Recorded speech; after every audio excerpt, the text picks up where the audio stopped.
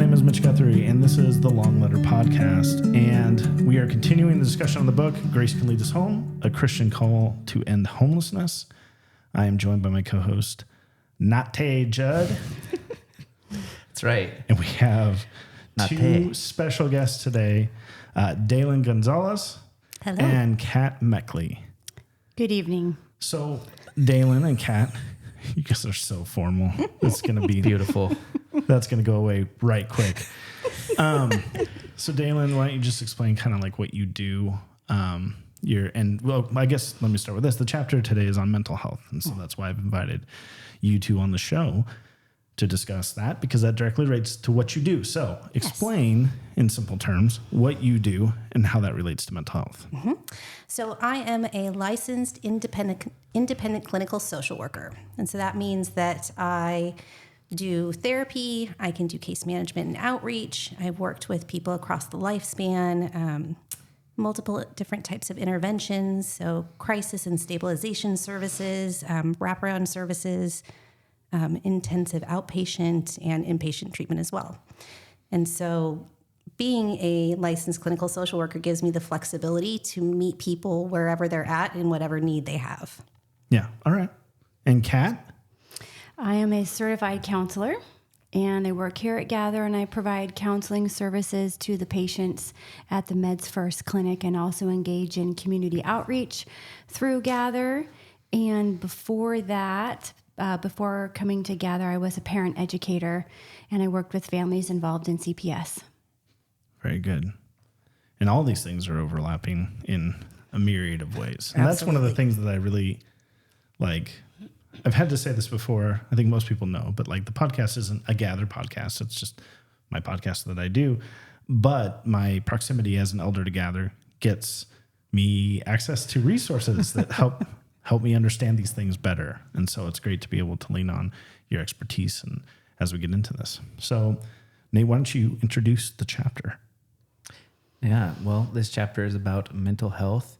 Obviously, the book he's already started by saying that homelessness is a housing issue, but that there are a whole bunch of factors that make somebody's, proximity to homelessness greater.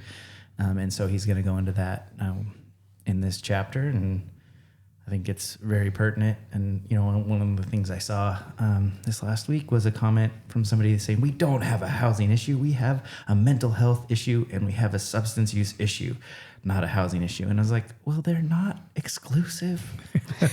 Not at all. They go together. And yeah, you're right. Like, we don't have to fight and say we don't have a housing issue just because we do have a mental health. Or that we only have one issue. Right. Mm-hmm. Which I think that's the complexity of the problem. That's why I don't think there are easy solutions to it, is that idea that it's multiple. Not only do we have affordability and availability housing issues that are pretty well documented, not to mention felt by the community, but then you have your risk factors that make it more difficult to obtain those things. Right. And a lack of understanding, I think, in the community sometimes about short-term versus long-term goals with housing. So we have to have both when it comes to housing. We have to have short-term, immediate crisis-based housing, and we also have to have more permanent, sustainable housing, both at the same time. Yeah, different types of housing for people in different parts of their situation, whatever. And it's complicated. That's why, I mean, I've had people message me and be like, so what's the solution? That's like something that they kind of return to. And I know they're never happy with my answer, which is, I don't know. Mm-hmm. I don't know if there's going to be a solution of turning the ship around like this. That's going to be something that the solution is cultural change on a level that we can't control, except for in the little areas that we build community or provide services, right? That's going to be a struggle. It's always going to be a struggle. Some of the systems in place, especially in the mental health field, they are antiquated or broken, and he talks a little bit about that. So, yeah. That was, so Kat and I spent some time reading the chapter together and just spending some time. You guys are cute. Pondering together You're like what all literally those the things only mean. podcast guests that have done their homework before they got here. So that's... Well, we're accustomed to being prepared for our things. So. Yes. And You're on the wrong podcast. We that sense of community was something that really continuously stuck out to us, and something that he talks about. Judith Herman is really big with harm reduction and was one of the first authors to really talk about harm reduction and trauma-informed care. And so that sense of community is a big piece. The withdrawal from your relationships, the withdrawal from feeling like you're a community member, the withdrawal of your authority as a person in society really impacts people, and it keeps them where they're at. So that sense of community and bringing people back to community and making sure that they have access to community is really, really important when it comes to mental health. And many people who've endured, difficulties in their mental health have also seen their families struggle with that, and to the point that they may lose those relationships too. So and to be validating and supportive of family members that go through that, they're poorly equipped a lot of times to deal with these things that come up. There's a window of time that we know that psychotic breaks generally happen, and that's late teens, early 20s. And a family that is experiencing a teenager or an adolescent going through some pretty significant mental health things, and it's brand new to them, a lot of times they'll feel ill-equipped. They don't want to do more damage. They don't want to do the wrong thing, and so they back up because they're scared. And so not empowering our community members to have tools that they can lean forward instead of pull back has really done our people a disservice. They don't even consider it a mental health thing. They're seeing their kid act out, and moral failing, or you're just being a brat, or and they struggle with. They respond like you would if you were like, hey, "This is really frustrating." You're just whatever.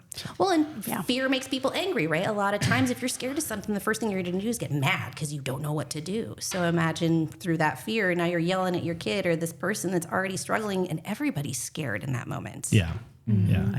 I have obviously my kids are little, but just then the fear as a parent, like, what did I do to bring this on? Sure. And then there's a whole bunch of different fears involved in that too.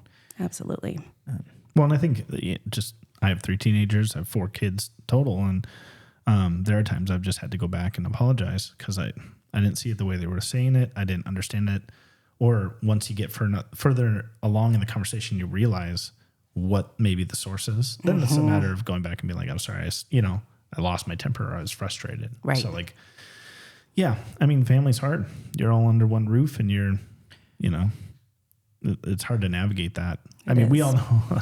Even our extended families, think about your parents, like in interactions with your parents, how touchy that is. Like your mom says something, that's going to come across different than if your best friend told you the same thing. Like, so many layers of meaning behind that statement. Yeah, Mom. Well, we haven't even started the chapter yet. Nate wants to say something else. Well, I was just going back to last week's conversation about, solidarity, community and solidarity, and that kind of leading off today's conversation, and how much, especially people who've endured, serious mental illness, they've lost that. Yeah. And they feel that. They feel very uncertain about how to relate to people. And it takes a lot of skill and care. Yeah. And it takes a lot of courage for our community members that are experiencing mental illness to continue to try to get help and continue to try to make connection. That's a big thing too, is that a lot of times they've hit a lot of roadblocks or been treated very poorly. And I have so much respect for our clients that still just keep trying. They want to get better, and they will continue to try. And you just want to make sure that they have somebody that's so grateful that they're trying and willing to be there. That's what you want for them every time. Yeah. Well, he opens with the story of Max. He's interviewing at the center, and in his interview, he's talking to somebody, and then like a chair gets thrown from one end of the room to the other. And we've been there. Daylen and I stopped and we laughed because we're like, oh yeah, that's familiar. Yeah, it's just a Tuesday. Yeah, exactly. And so it's his friend that's the one that you guys are like big. You can handle yourself. For those of you who aren't watching the podcast, they're both about 6'4". But it was, so his friend is the one that lined him up for the job, who's the one that's had the chair thrown at him, and he sees how his friend kind of de-escalates the situation. And then his interview just picks up right where it left off. Yeah, sometimes that happens. Anyways, so Right. OKC Thunder, huh? Exactly. Mariners, huh? Exactly. Did you see that bird? You know, heard about the comet? Julio hit another homer today. Exactly. Right. And I imagine that's a trade-off. So like he goes on to talk about Max ends up eventually becoming one of his clients. Right. And even trying to get him care he needs at other places, including places that have diagnosed his, I can't remember what it is. Like they deny him because of his, like he can't go there. He's Because there the for behaviors because of his that come behavior. with his that they- illness. tendencies. Yeah. That they diagnosed. Right, that they recognize. Hey, you have an anger issue. You have a, whatever. Also, because of that, you can't come back here. Right. You know? Yes. Yeah. He's being penalized for actually exhibiting behaviors of his diagnosis. Right. Exactly. That's like telling somebody that has cancer, like, oh, you know what, you're nauseous today. And you've been nauseous a couple of days in a row and you've come into our clinic. So you know what, that's a problem for us. We're going to have to send you on your way because that is really not something that we deal with We're here. going to need you to quit throwing up everywhere. Exactly. You're going to fix rein the that problem in. as long as you show no symptoms. Right. Right. Yeah, Yes. we'll keep working on that tumor, but no symptoms of anything. Even the Medicaid, you can't. Nope. We can know about the tumor, but we can't deal with the things that come with the tumor. It has to I be. know we're laying on the sarcasm real thick here, but there is that that sort of line you have to walk when it comes to both the safety of everybody as well as the safety of the patient or the client. Yes. And there are times that has to be navigated. I would imagine in more like I've talked to business owners in downtown who are like, yeah, I've had to have people like removed from my place because they were freaking out. I said, that was the right call. Like, that's okay. Yes.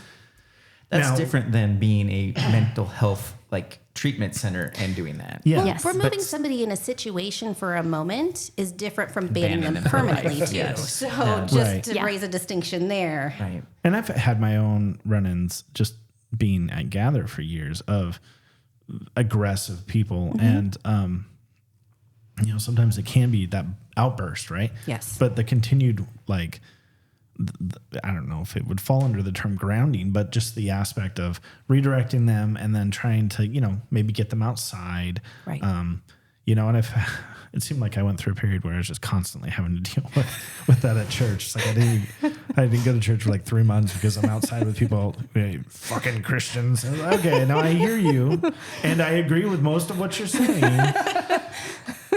So, anyways, that was. I think that's something that people don't recognize. They think that we have. One of the things I like about the chapter is he talks about these systems that we have. Right, he recognizes these systems are not great. Right. Like across the board, there's a systemic issue, but there's also an issue in their problem that they're dealing with that compounds the issue of the systemic issue. Like it's just a hot mess, I guess, in terms of like how we move forward, how we help people, how to get them the right services they need and the patients and so on. And you're right. There's a big difference between trespassing somebody once or having to take care of the situation in this time Yeah. and then doing it for life or whatever. Right. Yeah. Especially if it's banning access to a service that they really need. And those services are supposed to be equipped to handle people with behaviors like that. Right. Yeah. And Should it's know like- better. Yeah, it's like, and so the person did the behaviors of their diagnosis. Why does that surprise you? Mm-hmm. And if you're an agency or a service that works with populations like that, you should be better prepared to handle that. Yeah, you Make should have a plan. accommodation. Yeah. You may Yeah. not, you might change policy for them for Exactly. something, but You have policies and procedures in place. Sometimes people have a coding process where they can say over, code blue, and that means staff knows that means that they have roles that they need to play to scatter or secure certain spots or whatever it is. There's lots of things that you can do with that kind of stuff. And you can also say, we know that you're having a really hard time right now, and it's really hard to, not get triggered around here. So maybe let's find an alternative place for a period of time until things get a little easier for you. Or let's make a plan that when you come in and you start getting really upset or something triggers you, that we have a plan in place that we can do something to be there for you and minimize the risk to you and to everybody else, because we care about everybody, including you when you're struggling. Right. Yeah. Mm-hmm. And he says, he talks about this band for life for being aggressive. a key facet of the diagnosis they themselves provided. He was restricted from getting mental health services for exhibiting the textbook signs of his mental illness. Mm-hmm. This experience, among many others, taught me the myriad of ways our mental health system abandons those most in need of its services. Our system of care has glaring flaws, especially for the most vulnerable, which can cause and perpetuate homelessness. So I read that. I don't think people would look at that statement and go, well, then we need to get rid of these systems. Mm-hmm.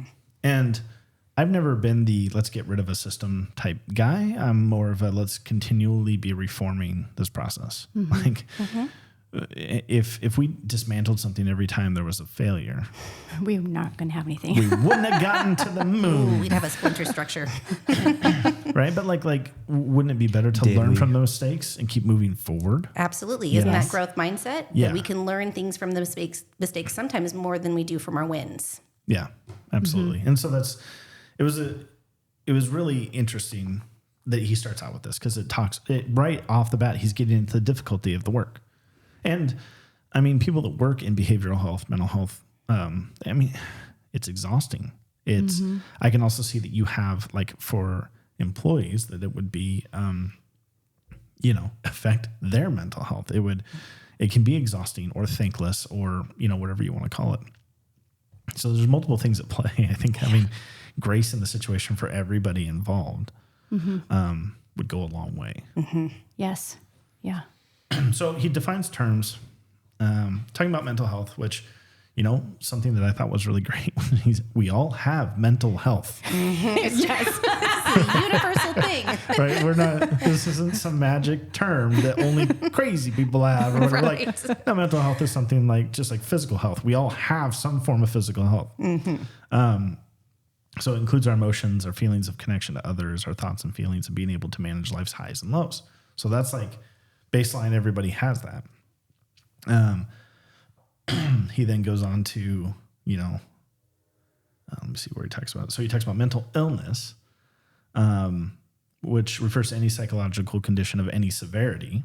And so there can be a spectrum of mental illness that people have. And then there's severe mental illness, which is like life debilitating levels of issues there. So we're all operating in the mental health space, right? Yes. Many probably have some sort of mental illness on some sort of spectrum necessarily that can be, not necessarily completely detrimental to their life. They can still function or whatever. Sure. And then you have severe mental illness, which, that's things like PTSD or, excuse me,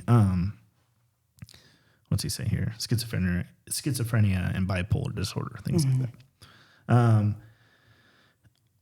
He goes on, he says, we all experience seasons when our mental health is better or worse, but not all of us experience a mental illness. Mm-hmm. And among those who do have a diagnosed mental illness, very few of those conditions, less than 6%, fall into the category of severe mental illness. Absolutely. Mm-hmm. So mental health affects us all, but not all the same. And then, skipping ahead, he ties that into those in the unhoused population suffer it at it's not a higher rate. It's just they're more likely to be at risk for homelessness or being unhoused. I think he says it's 6% of the population has serious mental illness. It's 20 to 25% of the homeless population that is experiencing serious mental illness. Right. That's a big jump. It's a huge jump. Mm-hmm. Yeah. Yeah. It's more concentrated. Absolutely. Mm-hmm. Because of those, that's a really big elevated risk factor. Mm-hmm. Right. Yeah. So, where we are and how we got here, and maybe you guys would have, I'm coughing like crazy. My allergies are going nuts. He says, before 1960, mental illness was primarily addressed by large mental health institutions and asylums. At their height, these institutions housed over 500,000 people. Because of mounting stories of abuse, as well as the shifting public sentiment as a result of dramatizations like One Who Flew Over the Cuckoo's Nest, Jack Nicholson. Oh, yes. Funding was obliterated for these types of institutions, and their patients were discharged. And so, that's one part of it. Mm-hmm. And then the stated goal of deinstitutionalization, holy crap, that's a word, was to shift the care of those with mental illness to community-based outpatient centers. Unfortunately, This critical step never fully materialized. Politicians bickered about whose responsibility it was to fund them. Community mental health centers that did receive funding capitalized on the ambiguity of the requirements and had no intention of serving those with severe mental illness. Many of the patients discharged from these institutions had nowhere to go and wound up living on the streets. Yes. Go. We talked a lot about that. Oh my, deinstitutionalization, man. We could riff forever on that. Yes, yes. And obviously, the common denominator is housing. All those people were housed by institutions. Yes, with trained providers to take care of them. And that, yes. And I think that the deinstitutionalization, yes, that is a very large word to say, is out of the minds of most people in America today because it did happen quite a few decades ago. Well, so I actually see a call for it, a return to it. Put them all away. Put them all in whatever. I'm seeing that a lot, which is we need to, if they can't function in society, we need to round them up and we need to put them all in one thing. That sounds achingly familiar to other bad situations we've been in historically. Yes. Japanese Americans or whatever, you know. Yeah. Round them up and put them somewhere else. But what people are failing to recognize is they're responding to a system that didn't get finished. Right. That's why I said there's two parts. There's the deinstitutionalization, and we really need to quit using that word, which was one part of a two-part process, which was we would have these, centers dedicated to outpatient things where it's not some super condensed, whatever. And there's failings at all levels in these things, recognizing that. But we went from this to nothing. Right. And then to, like he says, they prey on the ambiguity of the definitions. And therefore, people with severe mental illness, and they're a real pain. So we're just not going to serve them. Hard to treat. for We don't life. have the resources. Yeah. We don't want to spend that kind of money. We don't have the staff. We don't want to pay for the credentials. We're just going to deal with mostly the worried well, and we'll stay within that lane. Right. And that'll be pretty easy. That is a great phrase. It is. Yes. I'm going to write that down. Yeah. I don't have anything to write that down.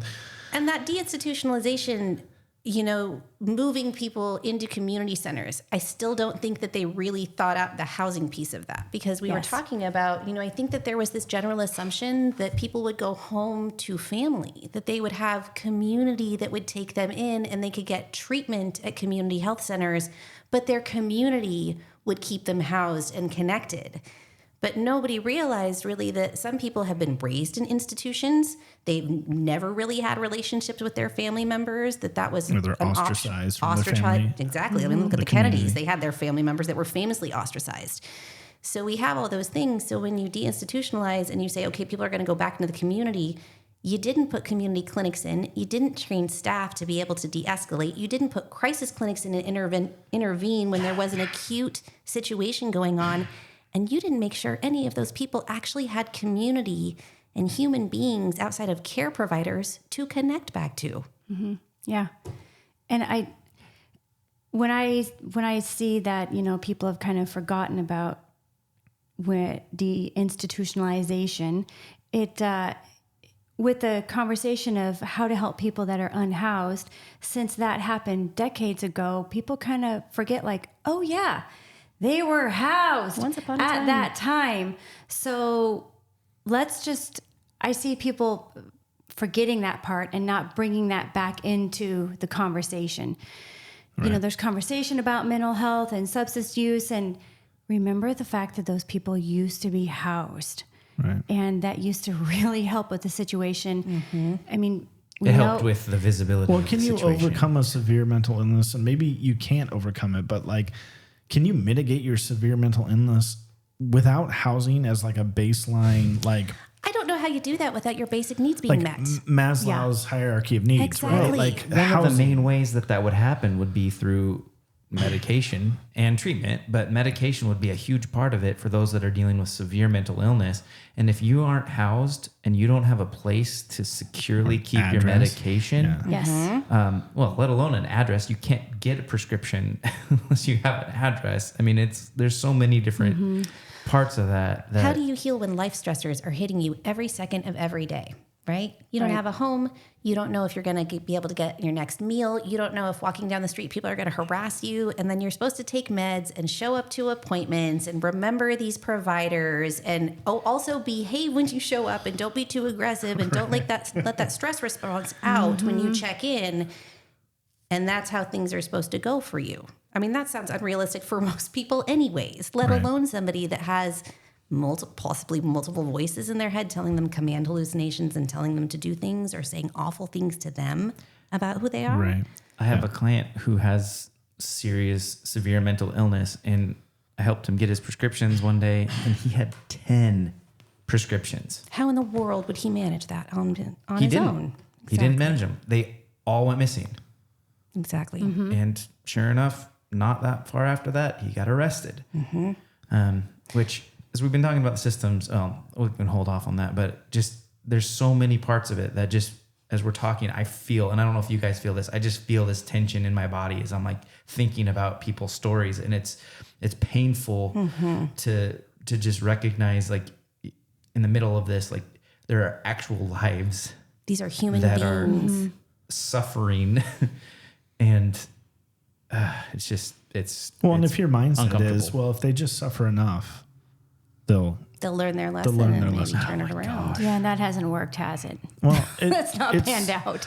It is like, let's say some of this is caused by trauma, and then that's a continued trauma feedback response, right?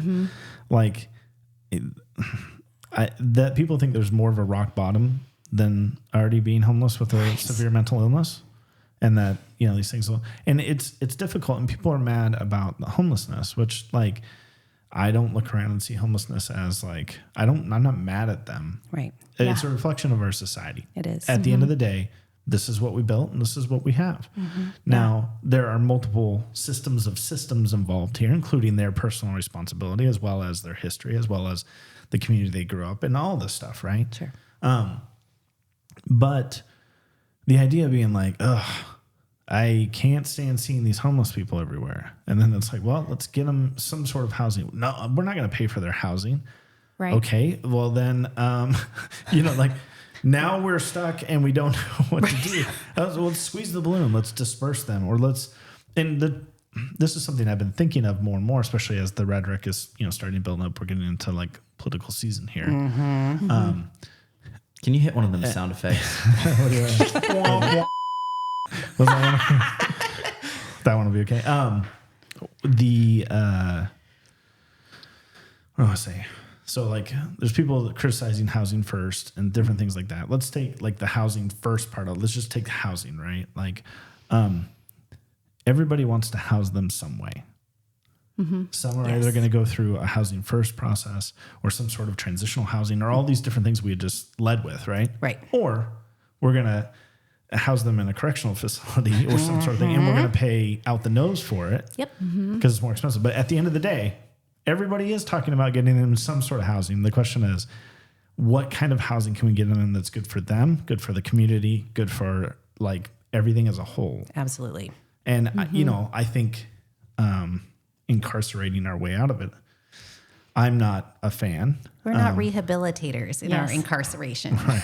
I mean, it becomes a revolving door, and you're paying a lot for that. Yeah. Why not just accept some recognition of that, and like, let's just maybe, instead of having to go in the door and back out, let's just maybe build a house where they are right now or something. Like, and I get that there are struggles with this, and I get that this is a touchy subject, but at the end of the day, I do want to point out to people that everybody on either side of this debate is willing to house them in some way. Is for housing in some way, shape, or form. Right. Even if they might not admit it, they will, like, we can't have them out here doing this and this and this, and they need to go to jail. Well, now you're housing them. Exactly. Yeah. Well, and we kind of were talking a little bit before about like the fine line of how do you know when somebody's mental illness is severe enough that they aren't going to be able to manage it. They can't make healthy choices. They can't. And so like, then you got to be willing to talk about what does institutionalization look like, and how does that work? It can't go back to the system that did exist. No. Right. But I think that's something that people are frustrated about as well. It's like I think there is a place, a segment of the population not jail, that for their safety, for the community safety, do have to be institutionalized, like against their will, or I don't know what you call it, but but it's such a small, like it's a small. It's not everybody you see out there. No, absolutely not. And that idea that let's just all round them up. You ask them if they want help. If they don't want help, okay, then they need to be institutionalized for life. That was their choice to have some freedom, but they didn't want it, so here we go. Yeah. Well, and that can't be just put them in jail. And I think that's the problem right now is we are institutionalizing those that are severely mentally ill, and they're going into jails, which is the worst place. There's no hope for them there. And that is happening. Well, and I do want to speak up, stand up. The people that are doing the work in the jail systems for MAT programs, things like that. I mean, they're doing a good job, but you're incarceration already. So there's some difficulties with that there. They're doing the work. Right. Is that the right system for this particular issue? And that's where the struggle is. But I do want to point out that, like, I don't know him personally, but as a chief suite, he manages like the jail. And my understanding is he cares. He's trying. He wants to do a good job. Yes. And there's many people like that all throughout our community. So like, not to throw anybody under a bus or anything, but just recognizing that like I think we're gonna have to get more creative with our avenues of where people go than just you either go here or you go in jail. Right. These are systems. It's not just bad people that are doing this. Right. Like the system isn't functioning. Right. Well, we have to think about, so as a social worker, one of the things that we get trained to do is we look at, needs assessments. You see a need in the community, and then what you don't do is reinvent the wheel automatically. You go, I wonder what other people are doing in their communities to meet this need. And you start looking, and you look into other states, and you look into other communities and see, have they done anything cool? Is there something we can look at there? It helps you get to better outcomes sooner. You don't have to start from the ground up. And there are cool people doing really cool things in their communities.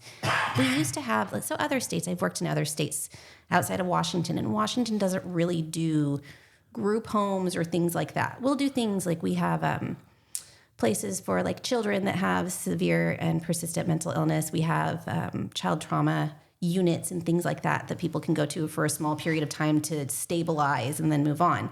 But other states have group home models that is kind of towards that institutionalization, but they're still rehabilitative, and they're meant to help bring skill building and stabilize longer term. And then usually from there's an aftercare plan that is involved with community engagement. And so there are care systems that do exist that look like this, but they're small and they're very isolated from each other. And so part of the way forward is doing the good work of being able to say, hey, what's everybody doing? And knowledge sharing and saying, this worked for us, but this part didn't. And how do we tweak that for our community? We can get creative and think outside the box. There are solutions all over the place, but we have to start with, we don't have the automatic right answer, and there's lots of options that we can look at and be open to that. Well, and the experience sharing is so critical for moving the ball forward. Absolutely. Otherwise, you have multiple places all making the same mistakes because they're not sharing them with each other, right? So like everything's slower, And we can empower each other by saying, yeah, we're doing a really cool thing, and we can share this with you as an agency, and we can spread the love to all of our community members. I think that's something that we can stand to do a lot more of. Yeah, and forward. I think I like the idea of it being a iterative process that you're constantly reviewing, you're doing retrospectives on, because you're building into it this process of like, okay, what worked, what didn't. Right, checks and balances. This idea that... oh, hey, let's take this complex social issue and cram it into this program. Didn't work, shut it down. Let's Enough move of that. on. Meanwhile, you're just continuing to disrupt people's lives who, like you said, you look up to the people that are continually trying, even though they have every reason to just stop and not want to. Right, exactly. He says, I'm going to get us back on this book no matter what I do. So, he said, we dismantled the flawed system for... a vulnerable population, but have yet to put anything that comes close to matching the need in its place. For anyone whose mental illness causes them to lose income and their supportive community, there are primarily two places one can expect to end up: the streets or jail. And so I think that, that's what we're looking at. That's where where we're at now. And, you know, there's a lot of work to be done and a lot of creativity to be expressed in these things. You know, when we were kind of hinted at it, but like they'll say, you know, it's not illegal to be mentally ill, and they don't, you know, and that's true to an extent. But what happens when people who are dealing with severe mental illness end up on the streets is they do end up having run-ins with the police. And this is where I think the police have a really hard job, because they don't go through the training that you guys have gone through. Right. They don't have the ability to take a stance like I might take with them, because they are public safety officers. And they deal with a whole bunch of stuff that none of us have to deal with on a daily basis. Right. And then they're called in to deal with somebody who's suffering from a psychotic break. And there they are trying to manage that. And their tools and their tool belt are handcuffs. Right. And, you know, that's when you're dealing with somebody who's having a delusion and you want to throw handcuffs on them, it's going to end up not going well. And I think that, like, law enforcement is necessary. It keeps the safety of the community. Absolutely. It's like we cannot be without law enforcement. Yeah, it's super important to have it. But if all you have is a hammer, everything's a nail, right? So, like, we need different types of hammers out there doing the work for different types of problems. Yes. And I think that's where we run into it. And a lot of it does fall on law enforcement, or does fall on the justice system, or these things that, I mean, they're used to dealing with something in a very particular vein. Exactly. And then this doesn't fall into that necessarily, or doesn't fit well. Something's got to give, and it usually ends up being the person going through that system. It's that community member. And so, like, no, I'm friends with several police officers, and I have nothing but respect for the work that they do. I also recognize, though, like all things, there's a culture involved into it that once again, back to my thing, always reforming. We always need to be reforming our cultures. We need to be reforming our organizations, our processes, things like that. And so, yeah, it's a difficult job. It would almost be nice if we can make it easier by integrating it with other types of services. Incredible. That aren't just Wouldn't that be awesome? That'd be nice. This work is happening around the country in different places. Like you were saying, Daylen, it's happening. It's just not necessarily being shared or spread, and there's resistance to it, because when you're trying something new, you know, they don't want to pay for it unless they're proof that it's going to work. Well, and I think the frustrating thing I've had was people coming into it who are in charge, have all the authority in the room, who are completely naive about the history of the problem, what other people are doing in other places. Just come in and go, no, like, I'm going to go off my hunch, you know, like, or whatever. I have the best idea that you've ever heard. Right. Yeah. And I struggle with that. Because, like, I mean, if I was going to, you know, build a spaceship, I'm going to talk to people that have worked in that industry maybe a little bit. I'm going to try to understand why, and not just, like, go my own. And there's a time and a place, I think, to think differently. Think maybe, you know, okay, I know this is the way you've always done it. Right. So it's not saying that that's not it, but it's having some sort of historical working knowledge of the industry as it was, as it is right now, and as it's being done in other places, I think is important if you're going to start weighing in on how we should do this. Right. Yeah. That's kind of like, so in counseling with folks, a term that Daylen and I know very well in our field is cultural humility with the individual, understanding that each individual presents with their own unique culture, even if there might be some overlap and similarities between us and our clients. But to come with this approach of, I want to get to know you. You tell me about you and what works and what doesn't work. I'm open and I want to listen to what you have to say.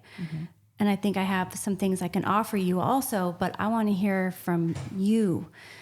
So, and that obviously is an attitude that could be very beneficial in all of the major fields that deal with people that are unhoused, to have conversations from the perspective of cultural humility, which is a lot more of curiosity about the individual or the other organization or the agency or the system that you are working with, so that you can be in collaboration. Yeah, it's your posture toward it. I mean, nobody, you don't want to be the smartest person in the room. Right. Really, you want to have a more humble aspect. And don't worry, Nate, you're not. I know. That's if you don't want to be, then I am in a good spot right now. Everybody in this podcast is wearing their headphones the right way, and you've got yours on backwards. The cord goes on the left. So now that we've schooled Nate, I'm gonna read while he corrects his behavior. Now I have this silly cord going across my chin. That's where it's the chin cord. That's what it's for. So, if you need to step outside for a little bit, that's fine. Take care of your needs, Nate. Take care of your needs. It's okay. So let's then. How about a little cultural humility, Mitch?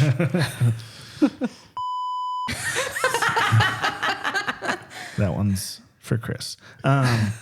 Okay, so let's talk about that in relation to what he brings up next, which is Adam. He's talking about if you talk to Adam, he's unhoused, and if you get talking to him, he'd be like, "Oh, I have land, I have property. It's all tied up in the courts right now, but any day now, they're gonna get it figured out. I'll be able to go back to my property, right?" Mm-hmm. And then the more you find out, the more it's been years and years and years. There actually is no property. He's delusional, right? Mm-hmm. And this is where he talks about the what's the anosognosia. Yes. Well, no, but he said this section is titled "An Irrational System," which is funny because then what he does is he precludes himself by getting help because they have a form that says, "Do you own any property anywhere?" And of course he does. He owns, And he's not lying, right? In that typical sense. He thinks of lying. he has this thing, yes, and so he writes that down. Well, now he's disqualified for help, but it's like. That would be like,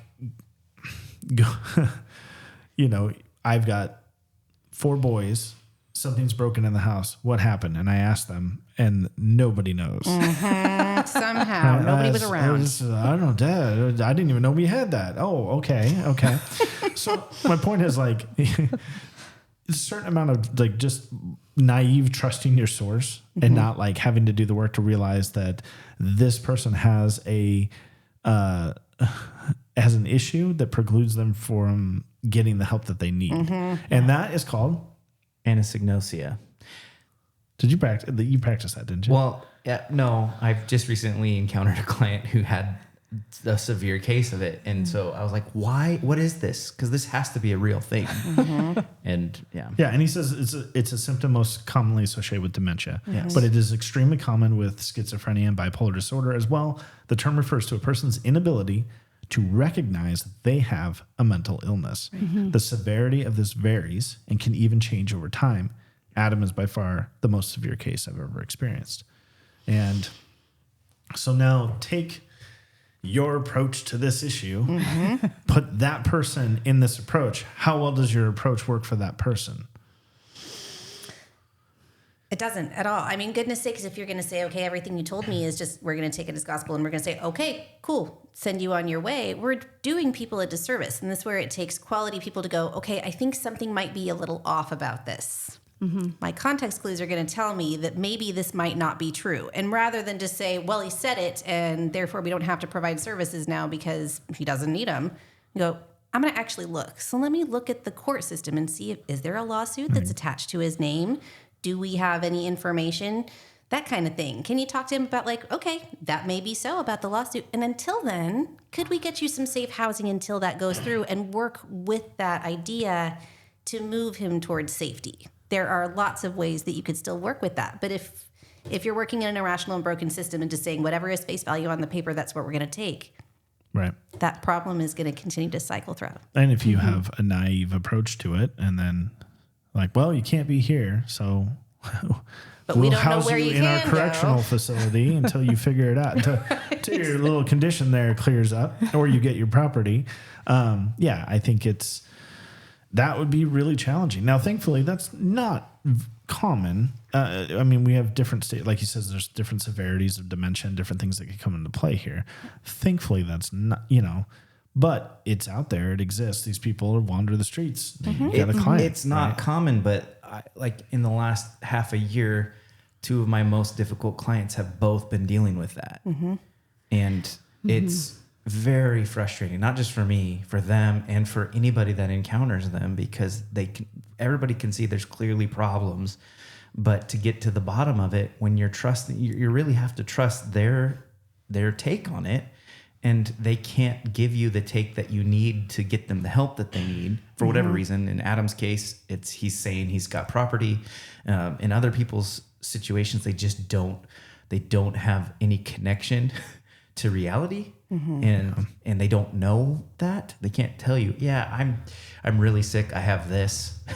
Right. And so you're spinning your wheels, trying to understand, digging in, looking, Daylen's helped me. Trying to track down experience threads. of just like, how do you, like, I don't even know where to go with this. But one of the things that I had an experience with one client who had called the police because they woke up and they didn't know where they were, and they were freaked out, and the police officer's there, and I walked in because I went to check on them. And the police officer was like, why hasn't somebody done anything about this? Like, and that was, and I felt he was genuinely caring for this client as best as he could. He walked in and he's like, this is crazy. Like, why is this person wandering the streets? And I'm like, yeah, bruh, I'm with you. Like, I feel that so much. And in that sense, I felt like he was looking at me a little bit and judging me a little bit. And I don't think he was intending to, but I'm like, I'm trying. Yeah.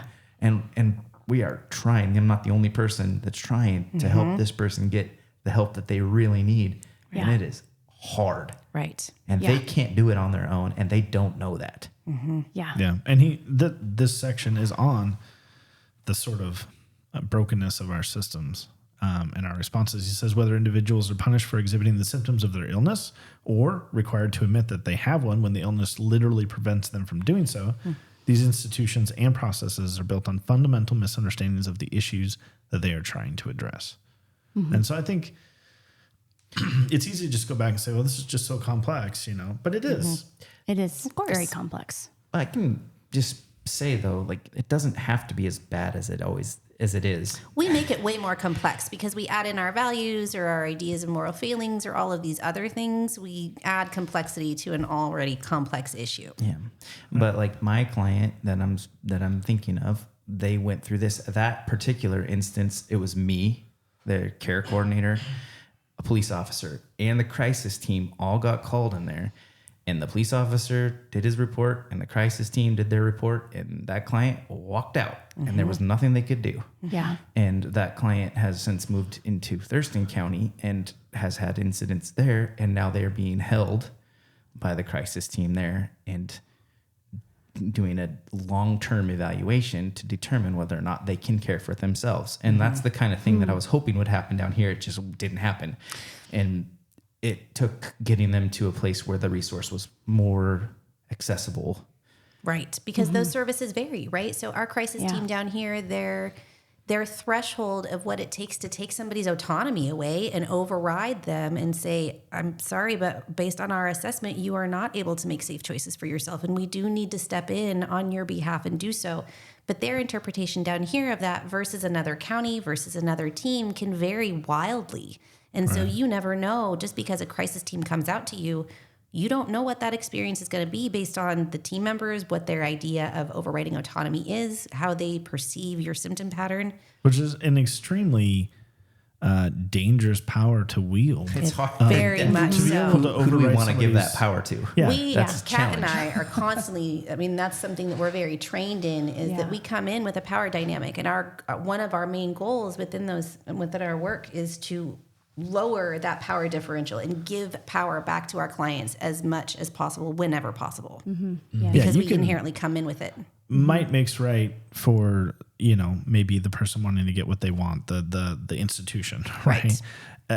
Does it change the status or, place of the client or the person that might makes right in? Right. Not necessarily. And these things... I'm glad that we have barriers to somebody having their autonomy taken away. We should have plenty of stop gates, right? There is a good portion. Absolutely. That is a good thing in some sense. Yes. But when enough people see it, there should be some way, and that's, I guess that's nice where the to see system's it more standardized or having panels or something like that to address this, because it's a very serious issue that needs to be addressed. Nobody wants to be, just the one-off Kennedy that ended up, you had like a lazy eye, you end up in the institution or Nobody something. wants to talk to you anymore. Just to be fair, I know nothing about the Kennedys, so I'm just guessing that that's what the issue was. And he goes on, and I'm just going to push this. You're doing great. Yeah. Way to go. Keep Way us to on go. track. So he's having to work with somebody getting their SSDI, Social Security Disability insurance. Okay. And this person, they've got all these issues. He gets a packet. They qualify for it, right? Yeah. So they qualify for it. He just has to sign up for it, right? No, this is his. that sounds this is his easy. renewal. Yeah. Right. Yeah, This that's is the right. novel that you fill out based on really weird questions like, how often do you go outside in a day? Oh man. Yeah, those are the type of questions that they ask you, and you I have don't to even really qualify for SSDI. So people will say, "Oh, I smoke cigarettes. I go on my porch. I go outside all the time." That gets interpreted as, "Well, you're pretty active. You're going outside all the time." They're not. They're on their porch smoking a cigarette. You would qualify That's if you all that stay they're inside, doing. Mitch. They're not super active, But you have to have a level of wherewithal to answer those questions correctly. It's a huge But book okay, of so questions. hand that to somebody who is dealing with a mental health issue. exactly. Okay, hey, you fill out this packet. Like, I don't even like doing And it. those are like 50 of those questions. Right. And it's this huge thing, and it's small, like legalese print. And I hate forms like that, and I will do mental gymnastics to not have to address it. Like, I'll just keep Most putting of it us off. will. Like, yeah, right. Now imagine actually struggling with a mental health issue and then being handed this packet and be like, well, this could help you. But you got to navigate it yourself. Or you got to have an address.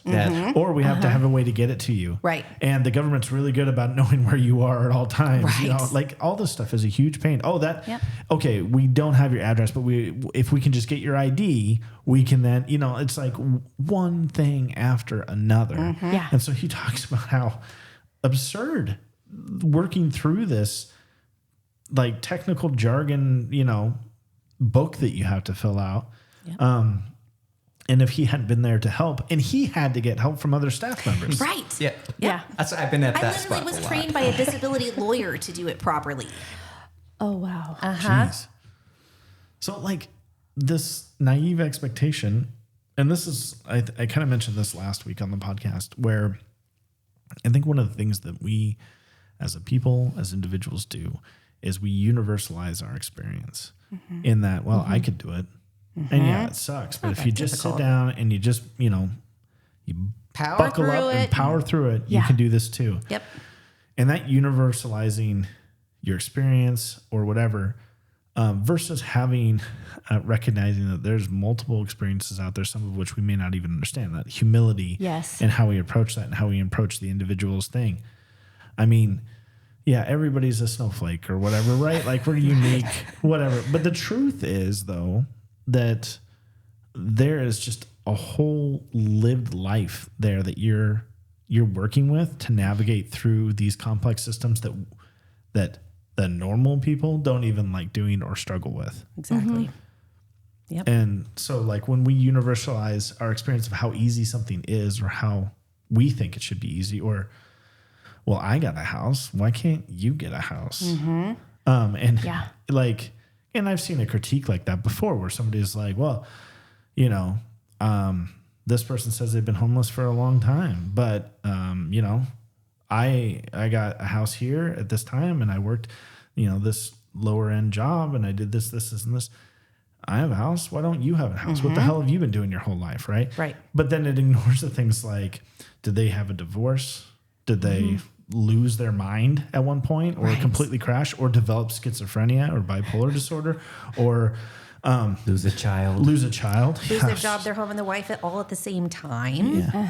That can happen. That's a country song. I've heard those. It absolutely is. Yeah. So, but that, like, when I universalized the fact that I was able to buy a house in 2003 and go, why, you've been around since 2003. I saw some meme today that said, I'm kicking myself for not buying a house in 2003. Instead, I was in the 9th grade, Right. But there's kind of a truth to it. I mean, that's more ridiculous, but there is a certain aspect to it where you're like, you just completely skimmed over somebody's struggles, life, whatever, or loss of a child, and then be like, yeah, no, figure out your housing or put your life back together or whatever. For hundreds and hundreds of people in our area, I struggle with that kind of response. Right. I don't expect everybody has the same lived experience as I do. And Resources, background, all that. Yeah. Yeah. So he ends the section with, I'm not quite cynical enough to believe that the system was designed for people to fail, but I must admit that if I were in charge of creating a system that was designed for failure, it would look a lot like the one we have. Mm-hmm. And I have a friend who has 4 foster kids, and his wife works in the foster system or in an agency that supports it. And I mean, the horror stories of the foster system. Yep. Yes. Kat and I know that well. It's extremely frustrating. It's extremely difficult. And so the reason why I'm bringing this up is, do we look at that and go, yeah, we got to get rid of the foster system? Right. Yeah, let's not do that. Yeah, let's just No, we certainly can't. That'd be pretty terrible. no more taking in kids that can't live with their We're not going to screen anymore. for that stuff. We really can't do anything anyway, so we're just not going to look at it. Or do we reform? Do we get in and try to figure out the hard work of what's this look like and try something maybe that hasn't been tried before, or add, there's a million different ways you can tackle it. But I guess my point is the solution is not, dissolution and like break it, get rid of it. Right. Because it's addressing an issue that we have. We have kids that, are orphaned or they can't live in their family situation anymore. Family traumas that family impact traumas. them. Yeah. All that stuff. It's like let's take the systems we have and let's work that. Right. Because we already have, that's at least something that's in place. And maybe if you still have to take it down to the studs, you do that. But you do it iteratively. You learn from your processes. You keep moving forward. I think that I think his cynicism is justified here. This is very frustrating. I've listened to all of you navigate these systems. Even the technical part that's supposed to help your job is incredibly difficult to navigate, and I think it's okay to recognize that. Yes. Now, some people want to recognize that and be like, yeah, it should all go then. Just like, okay. We can keep reinventing the wheel, or we can just keep perfecting the one that we have. Yeah. Well, and we can't what we can't do is we can't live in a land of non-realities. This is the thing. We are, as human beings, we're not perfect people, and we're going to have things like addiction and trauma and negative behaviors and things like that. We have to be willing as a community to address those and say, we've got those and we have a process for that. And we can respond to these needs in our community rather than react to them. Reactive is often messy and, we got to do this. Oh, wait, that wasn't right. Okay, let's try this. But if we respond to things based on what we know other people are doing, what has worked in the past that we can expand on and build on, we can be much more thoughtful, and we can be much more well-informed, and we can get down the road a lot faster with our goals. Yeah. If we can move in that direction. And his next topic is on trauma and recovery. And he's kind of comparing like old system versus new system or ways of tackling this. For time, we'll skip most of it, but we'll get into the work of Judith Herman you had mentioned. Yeah. Yes. Where, in her seminal work, Trauma and Recovery, psychiatrist Judith Herman outlines 5 key elements on the pathway to recovery from trauma. And so real quickly, those are 1, a healing relationship, 2, safety, 3, reconnection, 4, commonality. And he has little bits on each of these. And remember, all of this relates back to housing. Right. We're on the topic of mental health in regards to housing. Yes. He says, under the old model, people had to demonstrate their readiness for housing by complying with a particular treatment plan, which often includes attending multiple appointments, managing medication, and numerous other hoops. Asking people to comply with treatment while vulnerable on the streets is not only entirely nonsensical, but also perpetuates trauma.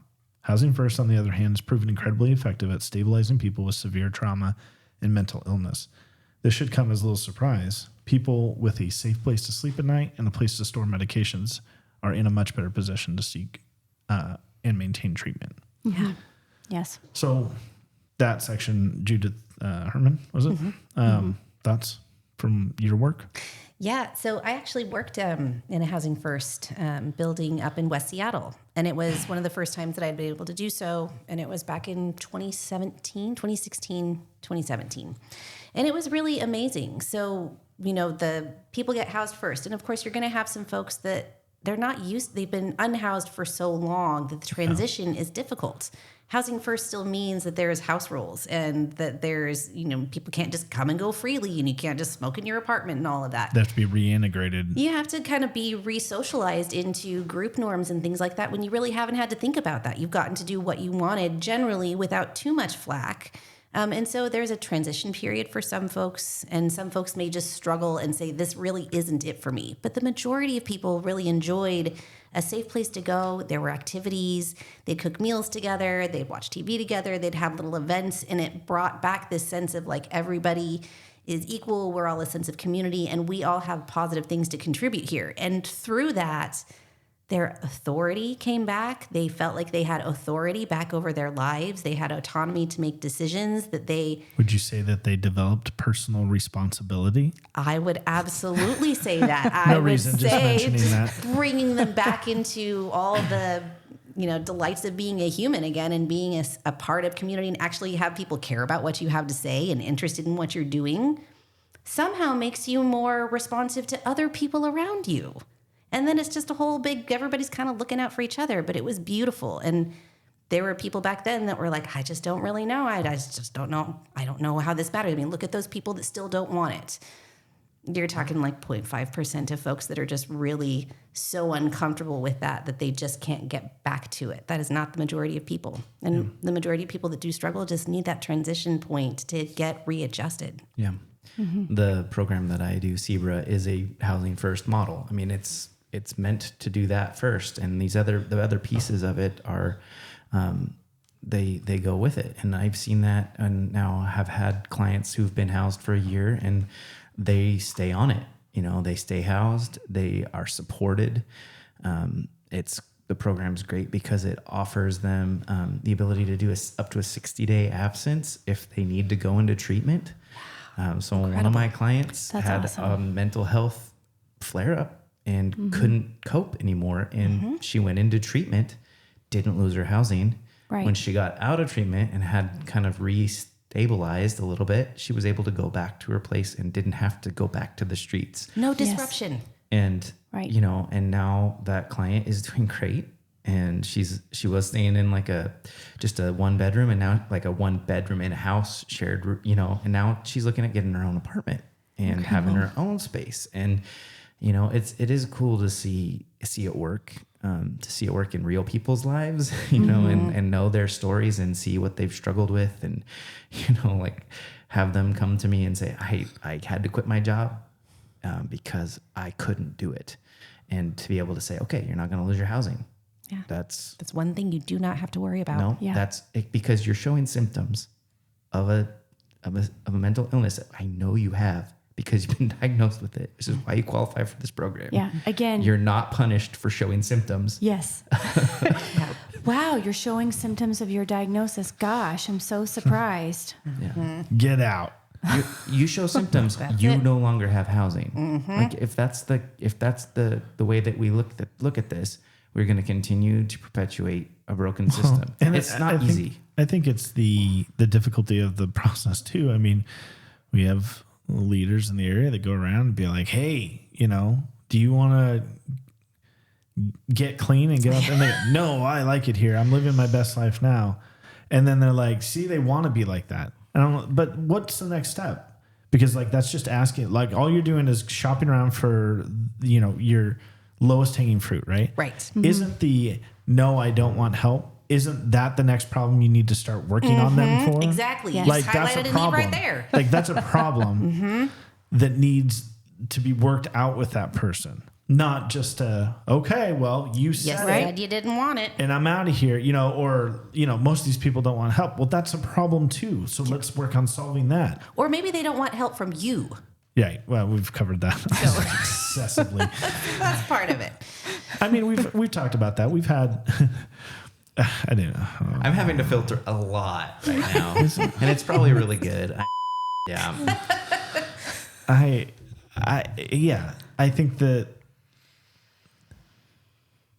think the idea of just going up and being like, hey, do you want to be a jerk? And they're like, yes, I do. Be like, they want to be a jerk. There's nothing I can do. Right. And it's like, well, can we work on maybe reintegrating them back into society? Right. Maybe we can start with the desire to not want to do that, right? And work your way up from there. Or like start with where they're at, not where you think they should be based off of some sort of call and response thing. Right. And then go from there. But this idea that, well, we asked them, I don't want to do it. Well, like, freaking, I asked my kids to clean their room. They say no. Well, okay, so as a parent, am I just like, well, that's the end of that. They don't want to do it. Throw them in It's one of the Guthrie jail. It or is whatever. one of the challenges of starting new programs too. Is like it takes a minute for the word to get out. Hey, this program's different. Yeah. It's like you could go up to somebody and say, "Do you want help?" And they'll be like, "No." Yeah. And then Right. they hear the program is different than the ones you've experienced, and then they come around and they're like, "Hey, can you tell me a little bit about that?" My initial reaction was, "Get ready for the sound." And and then they hear that the program is actually something that they're like interested in, and Yeah. they go, "Okay, tell me about that. I might be interested in that." Right. And yeah, I'm just saying it just seems like such a low bar to dismiss somebody. It is. And I think about how I would respond to somebody who I didn't know walked up to me and said, hey, do you want me, like I have my own agency, and I'd be like, no, this is weird or whatever. I know you identified me because you think that I look like your target Right. population. So thanks for coming and talking to me with a Right. loaded question. Right. Yeah. No, thank you. Yeah, and I've discussed that in the past. If you had a commissioner and a mayor and a police chief show up and ask you questions, Like they cared when you haven't really seen much of that. I mean, But even if you realistically, had, even but if like- they do care, you haven't seen that in practice. right? But it's like I would have maybe a similar response to a doctor taking my blood pressure, just the white coat syndrome. Like your blood pressure's pretty high. Well, you're a doctor and you're freaking me out. Like that idea that. How we approach people, and then this naive just accept them for what they like. Right. Oh, they just said they don't want help. They don't want help. Yeah. Yeah. And it's like I've heard them, of people coming, hey, we can take you somewhere, and they're like, I would rather walk personally if I don't know somebody. where you're taking me. I don't know where Yeah. you're taking You're me. I know where strangers. everything is right now. Yeah, stranger danger applies Right to on. elected officials You as show up in a well white van, as. throw open the door, and say, "Come with me." Oh man, that's stranger danger. That's hilarious. Okay. Yeah. Also, did you come equipped with keys to that apartment that you're talking about? Because if not, then we're just talking abstracts. We're not talking reality of actually getting me housing. You just want to know if abstractly that's something I might be interested in. Yeah. Oh man. Which even if they said yes, you're still not done with the hard part, right? Like Nope, all not of at all. this stuff takes. You're talking about people that are not integrated into society anymore. They are marginalized. They're on the outskirts of society. They've been told they don't deserve it. right. And they've internalized a lot of stuff. They have trauma, or they're just a huge pain in the ass and have been. Like the response isn't like, well, I'm not going to help them anymore. The response is, okay, how can we work with where they're at right now? What's like maybe a slightly better place we can get them in? Right. Yeah. Exactly. Why is that person being a pain in the ass? If What we has gave contributed them to a that safer place demeanor? to lay down for a half an hour, do you think maybe they'd be a little less cranky? I know. And so he shifts here to churches, specifically mental health. And one quote I just grabbed out of this was he said, churches ought to be supportive communities, unwavering hospital. Let me start this over again. Churches ought to be supportive communities, unwaveringly hospitable and accessible to those with mental illness. Overall, however, this has not been the case. Faith communities have been historically dismissive and ignorant of and even hostile toward the topic of mental health. And he says, if we truly want to end homelessness, our theologies and our ecclesiologies need to be big enough to welcome people with severe mental illness to find acceptance and support in our churches. We need to become comfortable with the idea that there's no correlation between the amount of faith someone has and their mental health. However, there is a direct correlation between mental health and the amount of community support a person has. And I have a story on that, which was years ago. We had a guy who attended Gather, very sweet person, somewhere on the autism spectrum. And one night, I think people were just sharing their experiences, and he stood up and basically had shared his previous history in a church where they basically, like, they tried to pray his autism out of him. And I mean, he was probably in his 40s at this time sharing this, and you can, like, he started crying, talking about the traumatic experience of this church, like, trying to pray the autism away. And how, one, you could see it was a traumatic event, but two, you know, his autism is a part of who he is. Yes. That you made him feel awful for. Yeah. And he, years later, you know, here he's talking about this, he breaks down crying. It was terrible. It was terrible to see him experience that. And I get that people struggle with the weird or odd behavior that can come with all of these things that people have. But like, just get a higher tolerance for weird crap and a bigger heart to just deal with it. And yeah, you're going to have issues. Like I was saying, the one summer where I felt like I was just constantly having to work with people who are dealing with something. And that's not fun, but at the same time, this, our theologies can inform how we approach people and how we treat people. And, that grace, the grace can lead us to more than one kind of home. Very nice. If that makes sense. Yeah.